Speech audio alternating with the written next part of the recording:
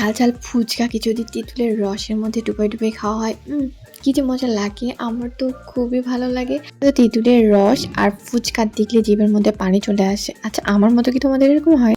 ফুচকার প্রতি মেয়েদের একটা আলাদাই দুর্বলতা আছে। আর আমাদের বাসার সবাই আমরা অনেক বেশি ফুচকা পছন্দ করি। আমার আব্বু, আম্মু, আমার বোনেরা সবাই ওরা অনেক বেশি ফুচকা ভালোবাসে।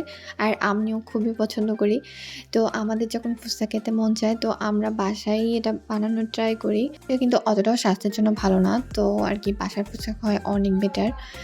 তো দেন আমি এখানে সুন্দর করে ফুচকা বানানোর জন্য আমার ধনেপাতা, পেঁয়াজ কুচি আর একটু লেবু কুচি করে নিই। কারণ বাসার মধ্যে শসা ছিল না। শুকনো মরিচটা আমি আগেই বেটে রাখি। আর আলু যেহেতু গরম ছিল তো আলুটাকে আমি হাত দিয়ে না ম্যাশ করে একটু ঘুটনি দিয়ে একটু নাড়ানাড়ি করি ম্যাশ করানোর জন্য।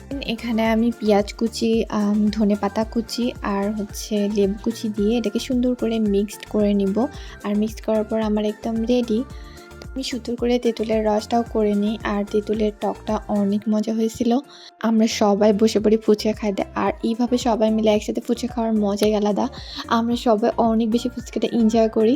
তো গাইস, আজকের ভিডিওটা এখানেই শেষ করব। তোমাদের আমার ভিডিওটা কেমন লেগেছে অবশ্যই কমেন্ট করে জানাবা। আর যদি ভালো লেগে থাকে তাহলে অবশ্যই একটা লাইক দিতে ভুলবা না। আর আমার পেজটিকে একটা ফলো দিয়ে রাখবা। আর যারা এর মধ্যে ফলো করছো তাদেরকে অসংখ্য ধন্যবাদ আমাকে সাপোর্ট করার জন্য। তো আল্লাহ হাফেজ সবাইকে। সবাই অনেক বেশি ভালো থাকো। Tata, by.